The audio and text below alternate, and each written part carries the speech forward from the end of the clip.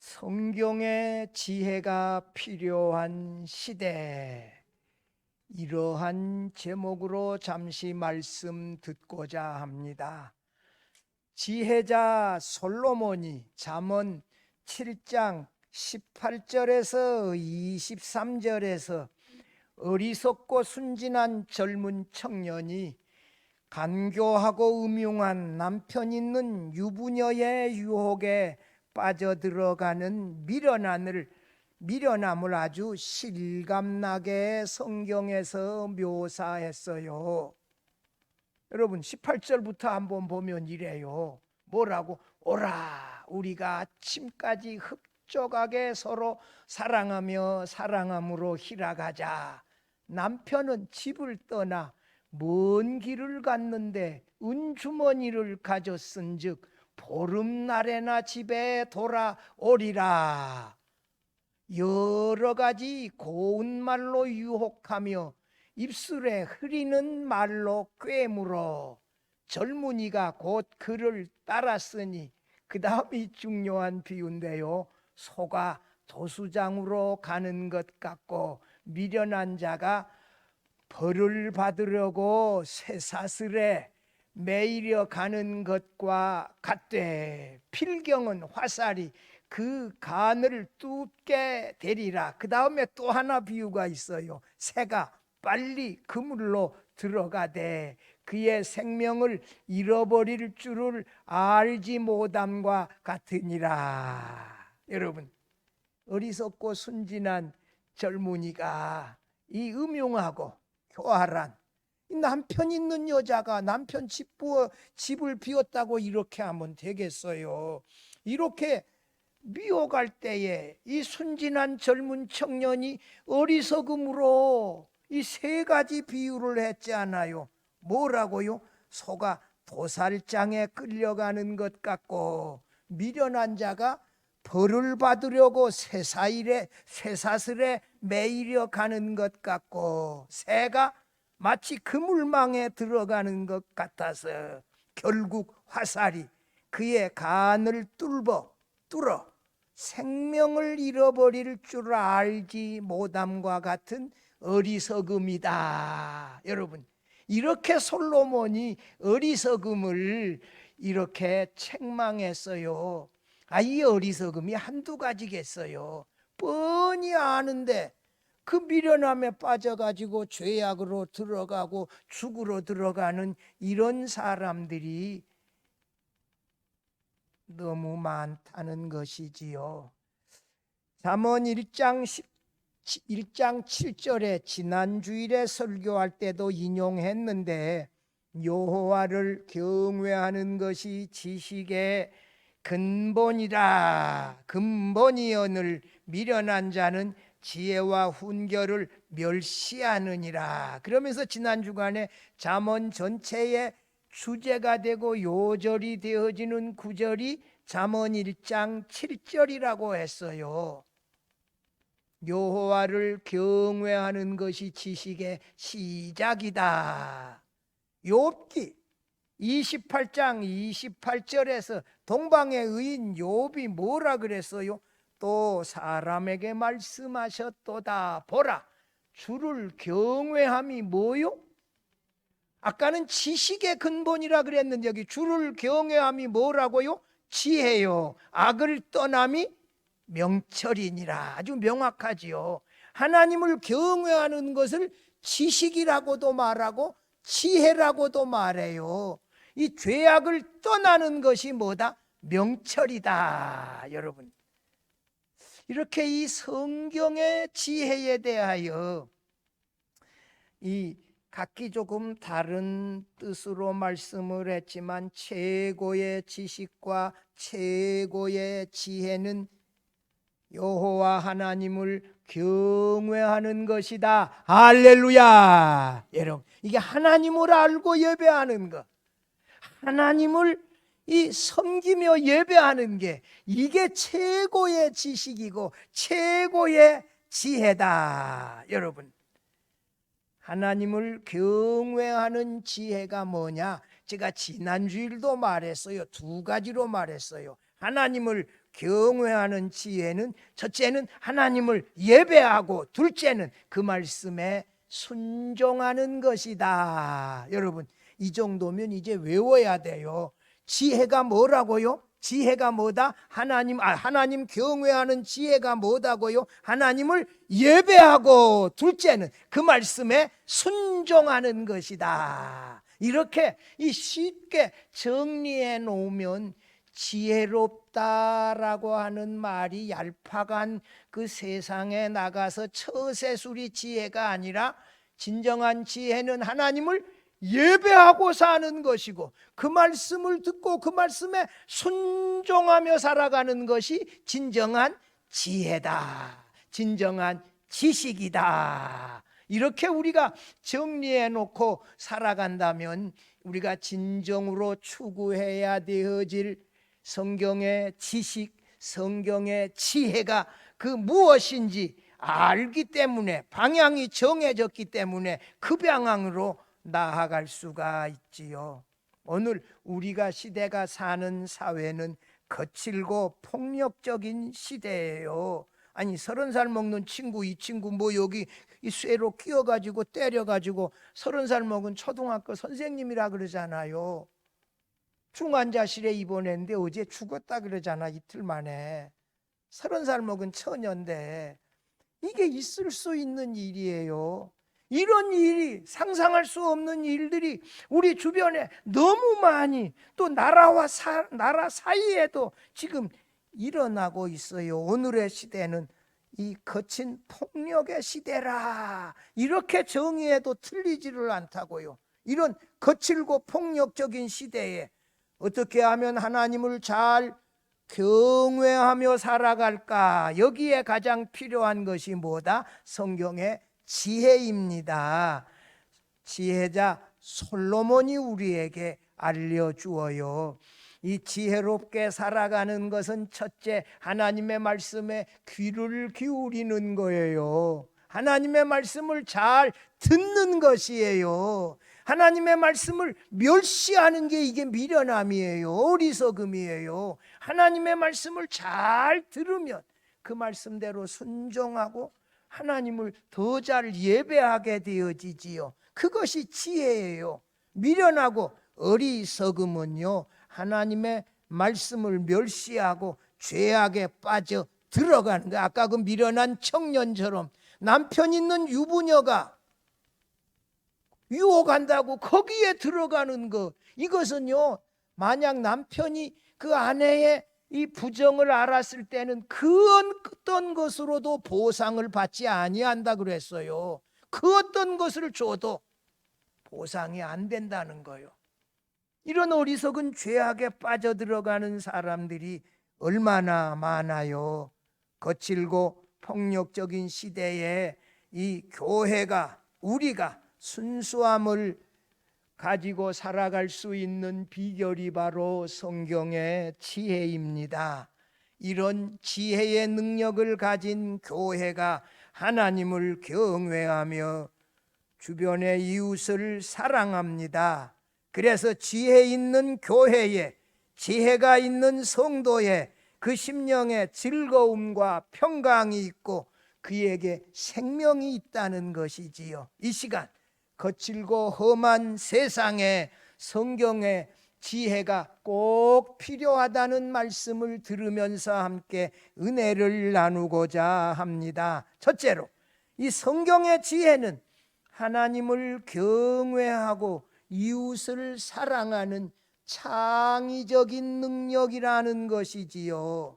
하나님을 경외하고 이웃을 사랑하는 창의적인 능력, 이것이 뭐예요? 성경의 지혜라고 하는 거예요. 오늘 본문 13절에서 26절까지 긴 말씀에 나와요.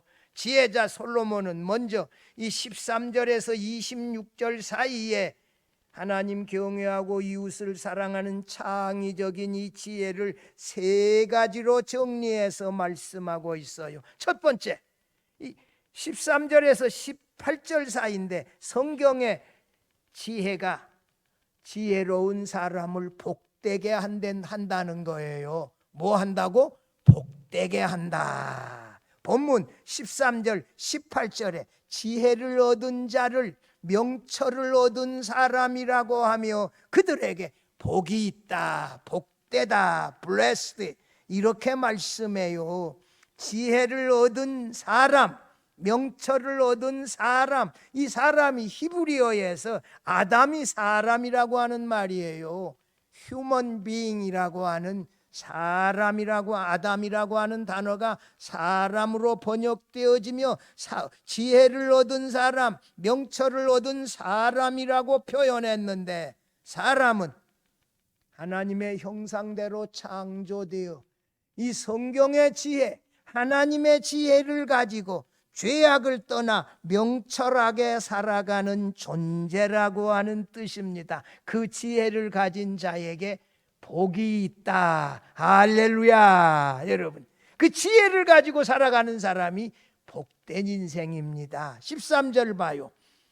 지혜를 얻은 자와 명철을 얻은 자는 복이 있다 이랬어요. 어떤 사람은 지혜를 얻기 위하여 부지런히 찾다가 그것을 찾아 얻은 사람은 복이 있다는 뜻이지요. 여러분, 공부해 가지고 지혜를 찾아요?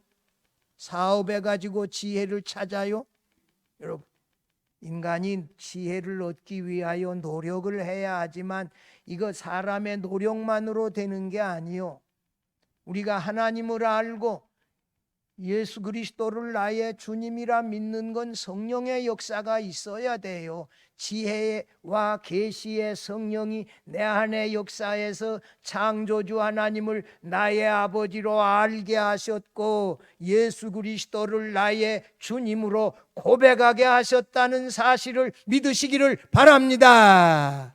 이렇게 이런 놀라운 지식 지혜를 가지고 그 다음부터 우리가 부단히 노력해야 돼요. 성경을 읽고 또 외우고 그 깨닫고 모르는 건 또 주석 보고 물어보고 설교 듣고 그러면서 점점 알게 되면서 지혜를 더 잘 알게 되어져요. 그리고 더 잘 하나님을 섬기고 더 잘 하나님의 말씀에 순종하게 되어집니다. 지혜가 우리들이 하나님과의 관계가 깊어지게 하고 지혜가 하나님의 말씀을 더 마음에 잘 깨닫고 간직하여 순종하며 살아가게 합니다. 여러분, 지혜는 어리석음과 반대로 하나님과 사람들에 대한 이 삶의 바른 자세를 가져다 주어요. 우리가 이 창조주 하나님을 우리의 아버지로 알고 섬기고 하나님 중심으로 살아간다고 하는 것이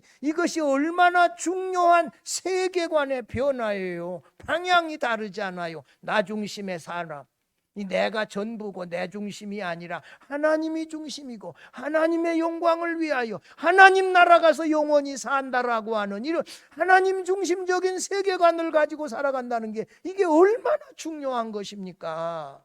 이것은 노력에서 얻는 것이기도 하지만 하나님의 성령께서 허락하셔야 가능합니다. 두 가지 역사로 말미암아 지혜가 점점 더 깊어지고 많아지고 그래서 하나님 더 잘 섬기고 사람 사랑하며 말씀에 순종하며 살아갈 수 있기를 바랍니다.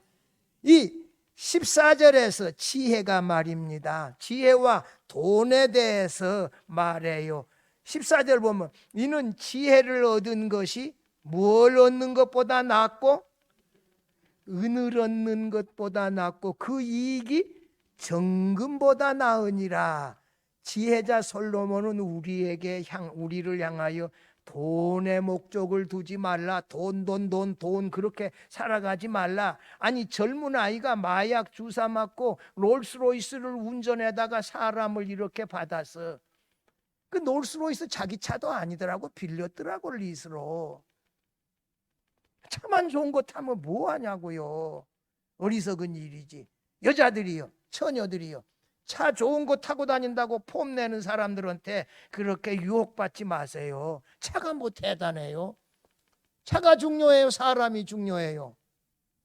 사람이 중요해야지. 차 보고 결혼하면 평생 후회하는 거예요. 그게 중요한 건 따로 있어요. 사람이 중요하고 정말 하나님을 잘 경외하는 신앙이 지혜가 있냐 없냐 이게 중요한 거 아니요. 아니 집보다도 차보다도 돈보다도 그 사람이 더 중요해. 지혜가 있냐 없냐 이걸 봐야지요. 15절에도 뭐라고 말해요?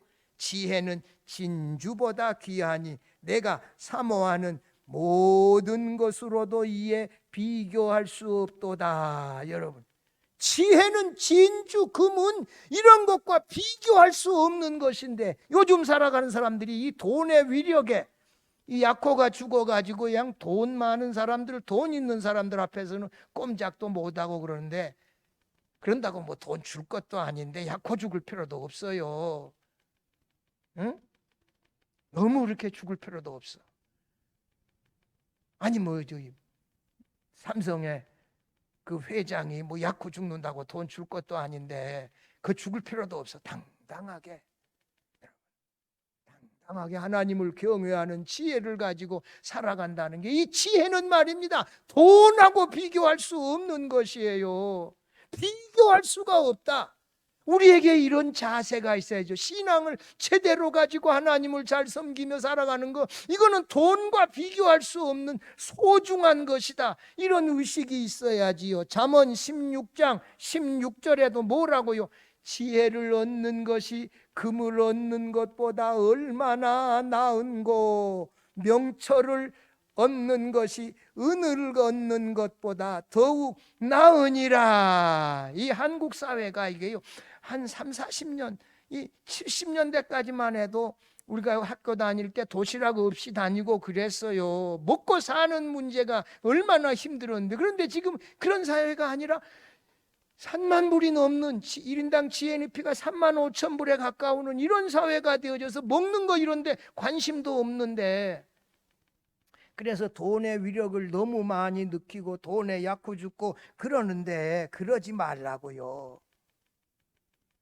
이 성경에 지혜를 얻는 것은 금을 얻는 것보다 훨씬 나은 것이라고 지혜자 솔로몬은 반복하여 우리에게 가르쳐주고 있습니다. 지혜는 말입니다, 우리에게 거칠고 험한 이 세상에서 순수한 신앙으로 살아가게 하는 이 최고의 능력입니다. 할렐루야. 여러분, 이것을 가지고 살아가야 돼. 북한에 성도들 아직도 그리스도인들 있어요. 지하에서 예배한대. 찬송가를 소리내서 못 부른대. 입만 뻥긋뻥긋 붕어처럼 하면서 찬송을 부르며 예배한대. 로마 제국의 핍박을 받았던 그리스도인들이 지하에 카타콤 굴을 파놓고 그 속에서 살면서 예배했잖아요. 지혜는 우리에게 그 어떤 경우에도 예배하는 그런 능력을 주어요. 예배 드리게 하는 그런 그 기회를 만들어주고 창의적인 능력을 줍니다. 여러분, 회사 생활하면서 주일날 교회 나오라, 뭐 하라 이렇게 우리를 강요하더라도 우리가 지혜가 있다면 잘 극복하고 이 주일에 하나님을 예배할 수 있는 줄로 믿으시기를 바랍니다. 저는 제가 신학교 그 전도사 때 제 모교회당 예배당 제가 제 모교회에서 전도사를 했어요. 건축할 때 참여하지 못했어요. 근데 저희 교회 장로님 가운데 압구정동에 배밭 400평이 있는데 제가 있는 교회가 동대문 용두동이야. 400평을 팔아가지고 용두동에다가 교회를 짓는데 건축원금을 하시더라고. 한 10년만 내다봤으면 용두동에 땅을 팔아다가 압구정동에다가 갖다 교회를 지어야 그게 맞는 건데 그걸 내다보지를 못하고 그 압구정동 현대아파트가 있는 그 배밭 400평을 팔아가지고 통원교회를 그때 지을 때 건축원금을 하시더라고.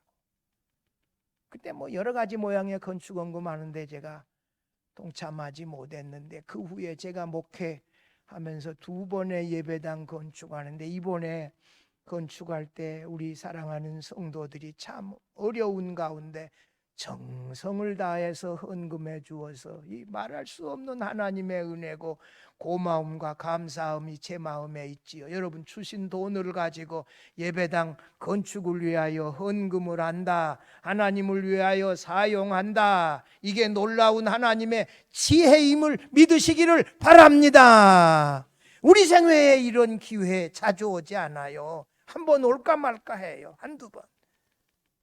적은 거라도 이 주신 것을 가지고 예배당 건축에 하나님의 일에 참여한다는 거, 이게 얼마나 아름다운 일입니까? 돈 가지고 나를 위해서 쓰다가 죄 짓는 데 쓰다가 사용한다면 그게 무슨 의미가 있겠습니까? 얼마나 큰 미련함이겠어요. 16절 17절 봐봐요. 거기 보면 그의 오른손에는 뭐가 있고 장수가 있고 그의 왼손에는 부귀가 있나니 그 길은 즐거운 길이요 그의 지름길은 평강이니라. 이 지혜를 가지고 살아갈 때 오른손에 뭐가 있다? 장수가 있다. 그 왼손에 부귀가 있다. 하나님이 더해 주시는 거예요. 이 지혜를 가진 사람의 오른손에 장수가 있고 왼손에 부귀가 있다. 그러므로 사람들이 지혜롭게 하나님을 경외하며 살아갈 때 거기에 즐거움이 있고 평강이 있고 영생이 있다는 사실입니다. 여러분 18절 한번 같이 읽어봐요. 지혜는 그 얻은 자에게 생명나무라. 지혜를 가진 자는 복되도다 라고, 이 지혜를 가진 자는 지혜가 그에게 뭘 준다? 생명을 준다, 영생을 준다. 지혜로 창조주 하나님을 유일한 참신이고 나의 아버지로 알고 그분을 예배하는 사람에게 심령의 기쁨을 주고 그들에게 즐거움을 주고 그들에게 뭘 줘요? 영생을 주어요. 할렐루야. 여러분 이게 얼마나 놀라운 것입니까? 이게 얼마나 놀라운 축복이에요. 지혜를 소유하고 지혜를 위해서 기도해야 오른손에 뭐가 있다? 장수가 있고 왼손에 뭐가 있다? 부귀가 있다. 근데 이 지혜는 잊어버리고 엉뚱한 돈 하면서 이게 돈에 빠져가지고 돈의 노예로 산다면 이게 얼마나 불행입니까? 여러분 생명나무는 타락하기 전에 에덴 동산에 있었어요. 생명나무의 열매를 먹지 말라, 그 생명나무가 있었지 않아요? 새하늘 새 땅 새 예루살렘에 생명수 강가에 생명나무가 달마다 열려요. 우리가 새하늘 새 땅 새 예루살렘에 들어가 생명수 강가에 있는 생명나무의 열매를 먹으며 영생하며 하나님과 함께 살아가게 되어질 줄로 믿습니다. 이 지혜를 얻은 자가 이런 영생의 삶을 누리게 되어져요. 두 번째 19절에서 20절에서 지혜는 하나님께서도 우주 만물을 창조하고 섭리하는 도구로 사용했어요. 우리만 지혜가 가지고 살아가는 게 아니라 하나님께서 지혜를 가지고 우주 만물을 창조하시고 섭리하신다는 거예요. 한번 19절 봐봐요. 여호와께서 지혜로 땅에 터를 놓으셨으며 그 다음에 명철로 하늘을 견고히 세우셨고 그의 지식으로 깊은 바다를 갈라지게 하셨으며 공중에서 이슬을 내리게 하셨느니라. 여러분 하나님이 태초부터 그 지혜를 가지고 우주 만물을 창조하시고 지금도 이슬을 내리고 비를 내리시느니 섭리하고 계신다. 이 지혜가 이런 능력이 있어요. 하나님께서도 지혜로 창조하시고 섭리하시는데 우리가 이 지혜를 가지고 하나님을 예배하고 그 말씀을 깨닫고 순종하며 살아가고 있는 것이지요. 세 번째는 말입니다.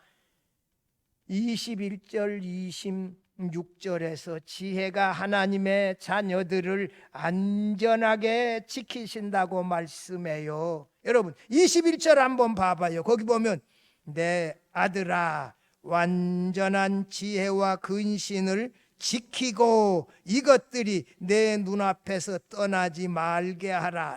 지혜를 뭐 하라?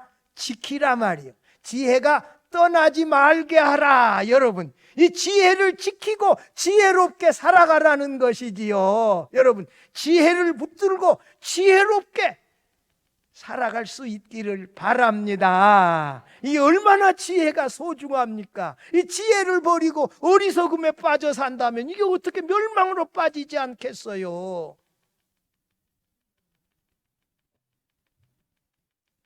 23절 봐봐요.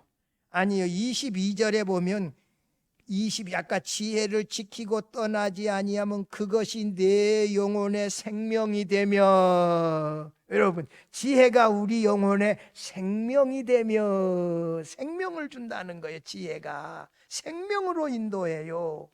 23절 봐봐요. 하나님께서 안전하게 넘어지지 않고 걸어가게 한다. 23절에 보면 내 길을 평안히 행하겠고, 우리가 걸어갈 때 뭐 해요? 평안히 걸어가고, 그다음에 내 발이 거치지 아니하겠으며. 여러분, 찬양대실 앞에 요 돌하고 밑에 깔린 자국에 이렇게 이게 좀 층계가 있어요. 조금 한 2, 3mm. 그래서 내가 그거 없애주라 그랬어요. 왜?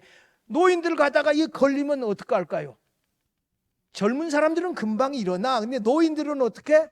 힘이 없으니까 넘어져 버려. 그랬더니 그 돌을 밀어주든지 평평하게 맞춰주시오 그랬더니 여기는 뭘 칠을 해가지고 뭘 붙여가지고 편편하게 이렇게 맞춰주겠다 그러더라고. 노인이 되면 넘어지지 않아요, 자주. 그러니까 넘어지지 아니하게 하나님이 지켜주시겠다. 할렐루야. 여러분, 죄악에 넘어지지 않도록 하나님이 우리를 지켜주신다는 거예요. 24절 가봐요. 내가 누울 때에 두려워하지 아니하겠고 내가 누운 중 내 잠이 달리라. 잠을 자려고 침대에 누웠는데 잠이 안 와.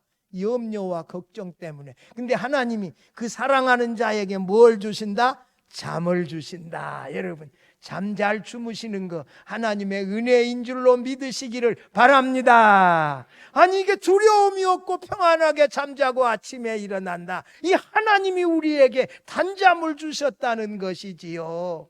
이 잠 못 자는 게 얼마나 힘들어요. 25절 봐봐요. 25절 보면 너는 갑작스러운 두려움, 악인에게 닥치는 멸망, 갑작스럽게 두려움은 재앙 같은 거예요. 갑자기 닥쳐오는 멸망에도 두려워하지 말라. 하와이, 여러분, 마우이 섬, 오아우 섬, 호노룰루가 있는 섬이 오아우예요. 마우이 섬 저쪽에 그 오른쪽에 있는 섬인데 그 섬 이번에 불나서 다들 타버렸잖아요. 지금 캐나다는 불이 어마어마하게 나가지고 대한민국의 영토보다도 더 많이 타버렸더라고요. 대한민국의 영토보다도 더 많이 타버렸어. 어마어마하게 타버렸어. 지금요, 끌 수가 없어. 저걸요, 비가 와야 돼. 비가 와야 꺼집니다. 이게 어떻게 끄겠어요? 근데 하나님이 지키신다. 지금 하와이 모아우섬인가 거기에 지금 사상자가 100명이 넘었고 실종자가 1000명이 넘는다 그러잖아요. 어제 나온 사진 하나 보니까 빨간 지붕 있는 이 벽돌로 이 세멘트로 집 하나 지었는데 이게 불이 비껴서 지나갔지 않습니까? 거기만 그대로 남아있어. 미국 사람들은 집을 뭘로 짓는다? 나무로 지어. 거의가 나무예요. 이 사람들은 그것도 또 오크추리, 여기 여러분 여기 강대상 이게 오크추리입니다. 참나무 나무입니다. 이게 여기서 냄새가 나요. 참나무 향. 참나무로 미국 사람들은 많이 지어요. 왜냐? 워낙 땅덩어리가 크고 나무가 많아. 그러니까 그 사람들은 세멘트로 안 짓고 거의 나무로 짓는데 이게 불나면 이게 감당이 안 되죠. 추신수 그 집 타버렸다 그러잖아요. 텍사스에 어마어마한 집 타버렸다 그러잖아요. 여러분, 이런 재앙에서도 하나님이 지켜주신다. 여러분, 26절 앞부분 봐봐요. 대저 여호와는 내가 의지할 이신이라, 이 말인데 이것은 여호와께서 너의 동행자가 되시나니로 번역할 수 있는데 히브리어 성경을 번역하면 여호와께서 내 편이 되시나니 The Lord will be at your side. 하나님이 내 편이시다. 이게 하나님이 내 편이시다. 하나님께서 우리 편이 되셔서 우리가 평안히 걸어가게 하고 길 가다가도 넘어지지 않게 하고 재앙과 멸망도 두려워하지 않게 하시며 우리를 안전하게 지켜주신다. 할렐루야. 여러분, 하나님이 내 편이시다 이거. 내가 하나님 편이지요. 하나님을 예배하고 하나님의 말씀에 순종할 때 하나님이 나를 사랑하시고 하나님이 내 편이셔서 내 곁에 계신다. 바울 사도가 고난당할 때 생애 마지막으로 기록한 디모데후서 4장 16절 17절에서 뭐라고 기록해요? 여기 한번 봐봅시다. 제가 이게 컴퓨터를 보니까 머리를 숙이고 있는 부분이 많이 나와. 근데 저기를 제가 눈이 좋아서 저기 읽는데 지금 안 나와. 그러니까 제가 컴퓨터 읽을 수밖에 없죠. 내가 처음 변명할 때에 나와 함께 한 자가 하나도 없고 다 나를 버렸으나 그들에게 허물을 돌리지 않기를 원하노라. 거기 보면 주께서 내 곁에 서서 나에게 힘을 주심은 나로 말미암아 선포된 말씀이 온전히 전파되어 모든 이방인들이 듣게 하려 하심이니 내가 사자의 입에서 건짐을 받았느니라고. 바울이 로마로 이 죄수의 몸으로 붙들려서 백부장이 호위하며 로마로 가서 로마에 갇히지 않아요. 근데 하나님이 바울 곁에서 바울과 함께 하셔서 풍랑에서 독사에서 바다와 로마 군인과 사자의 입에서 건지셨다. 우리가 성경의 지혜로 하나님을 예배하며 하나님의 말씀대로 순종할 때 하나님이 내 곁에 서셔서 내 편이 되셔서 나를 지키신다는 사실을 믿으시고 평안함을 가지고 살아갈 수 있기를 바랍니다. 둘째로 성경의 지혜는 죽어가는 이웃에게 생명을 주어 이 교회를 건강하게 세워주신다는 것입니다. 지혜자 솔로몬은 27절에서 35절에 하나님의 지혜가 거칠고 험한 세상에서 우리 이웃들에게 이웃의 선을 베풀어서 그들을 구원하여 주님의 교회로 세워 가신다는 것이지요. 여러분, 여기 27절, 35절 사이에 이 세 가지로 교훈했는데 첫 번째가 뭐냐? 27절, 28절에서 가난한 이웃을 도우라고 했어요. 27절, 28절 봐봐요. 내 손이 선을 베풀 힘이 있거든 마땅히 받을 자에게 베풀기를 아끼지 말며 내게 있거든 이웃에게 이르기를 갔다가 내일 오라 내일 주겠노라 하지 말며. 여러분, 제가 여러분들 잘 모르시는 거 하나 있어요. 우리가 이게 이 잔금을 5월 말에 주기로 했는데 거기서 우리가 원하는 만큼의 금액이 주지 아니해서 은행을 옮기는 관계로 한 달이 늦었는데 공사를 한 사람들이 건축 잔금을 받으려고 내 사무실에 찾아와. 이 앞에 찾아와요. 여러분, 돈을 줘야 되는데 못 줬을 때 이게 와서 뭐 여러 가지 말로 상당히 협박도 하고 그래요. 여러분, 그걸 다 참아내는 거죠. 다 받고. 어느 교회, 우리 교회 옆에 저기 어디 금천에 있는 목사님은 돈을 못 줘가지고 집에 토요일 날 들어가서 잠을 못 자고 저 논두렁에 가서 잤대. 차 세워놓고. 돈을 못 주니까. 근데 여기서 뭐라고요? 가난하고 어려운 이웃에게 선을 행하라 했는데 여기 말씀에 보면 27절에 선을 베풀 힘이 있거든. 힘이 없는데 어떻게 돕겠어요? 그러나 선을 베풀 힘이 있거든. 가난한 이웃을 도우라. 내일 받으러 임금 받으러 내일 오라 이렇게 말하지 말고 바로 주어라 이거요.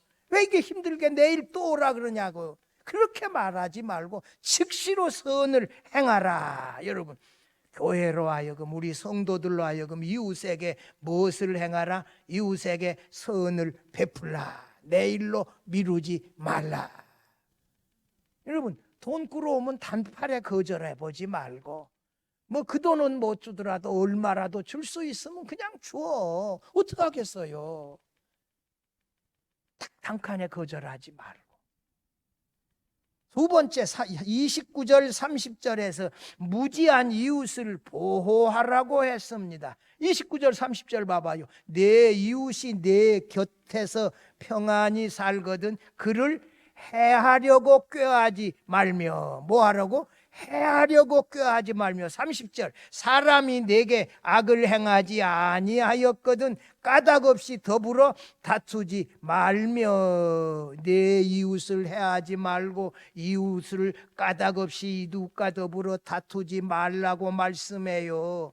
이웃을 대적하지 말고 이웃에게 선을 행하라. 제가 얼마 전에 읽었던 기사인데 비행기를 탔을 때 의자를 뒤로 눕힐 권한이 있을까요? 없을까요? 이게 논쟁이 심해.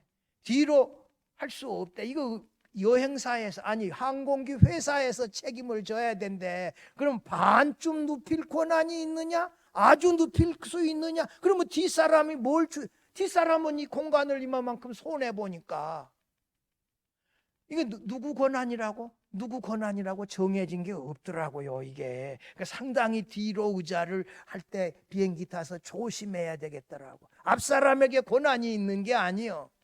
이게 모호하대. 그래서 저가 항공사에는 아예 비행기 의자가 뒤로 안 접히도록 아예 고정을 해놓은 그런 또 저가 항공사도 있대요. 그 분쟁이 생기니까. 여러분, 이웃을 대적하지 말고 선을 행하면서 좋은 관계, 이 신뢰의 관계를 유지하며 살아가라. 세 번째 31절 32절인데 폭력적인 이웃을 피하라. 31절 32절 한번 봐봐요. 포악한 자를 부러워하지 말며 그 어떤 행위도 따르지 말라. 대저 패역한 자는 여호와께서 미워하시나 정직한 자에게는 그의 교통하심이 있으며라고. 하나님께서 우리에게 폭력적인 악한 이웃을 피하라 이거예요. 어울리지 말고 그러나 정직한 자와 더불어 교통하며 교제하라. 여러분 33절 34절 가봐요. 이게 이제 이쪽이 결론에 해당되어지는 부분인데 악인의 집에는 여호와의 저주가 있거니와 의인의 집에는 복이 있느니라. 진실로 그는 거만한 자를 비웃으시며 겸손한 자에게 은혜를 베푸시나니. 잠언에서 계속 반복되는 말씀인데 악인들에게는 저주와 심판이 임한다. 악인들과 더불어 폭력적인 악인들과 더불어 교통하지 말라. 복을 받을 의인과 동행하라. 겸손한 자로 살아가라. 이 35절이 결론 말씀인데 같이 한번 읽어봐요. 지혜로운 자는 영광을 기업으로 받거니와 미련한 자의 영달함은 수치가 되느니라. 이렇게 했어요. 지혜로 하나님을 예배하고 하나님의 말씀에 순종하는 사람에게 하나님께서 영광의 하늘나라를 기업으로 주신다는 것이지요. 미련한 자는 마지막에 뭐예요? 수치예요. 멸망이에요. 사망이에요. 여러분, 이 거칠고 폭력적이고 험한 세대에서 하나님의 지혜로, 성경의 지혜로 살아가기 위하여 우리가 부단히 기도하며 애써야 생명나무가 있는 하나님 나라에로 들어갈 수가 있습니다. 사랑하는 성도 여러분, 창조주 하나님도 태초부터 지혜를 가지고 우주 만물을 창조하시고 지금도 말씀으로 붙들고 섭리하고 계세요. 우리가 그 성경의 지혜를 가지고 하나님을 예배하고 말씀에 순종합니다. 지혜를 사모할 수 있기를 바랍니다. 금보다도 은보다도 진주보다도 더 지혜를 사모하며 지혜로 하나님을 섬기고 예배하고 지혜로 하나님의 말씀을 잘 듣고 깨닫고 순종하며 살아가십시다. 이 지혜가 우리를 하나님의 사람으로 만들어 주실 것입니다. 성숙한 그리스도인 되어지게 할 거예요. 우리에게 이 지혜로 걸어갈 때 평안함을 주시고 안전하게 지키신다. 생명나무로 인도하신다. 이런 그 지혜자 솔로몬이 우리에게 들려주는 말씀을 간직하고 기억해서 어리석은 미련함에 빠지지 아니하고 성경의 지혜로 성삼위일체 하나님을 더 잘 예배하고 섬기고 그 말씀대로 순종하며 살아가는 지혜로운 성도가 다 되어질 수 있기를 주의 이름으로 축원합니다.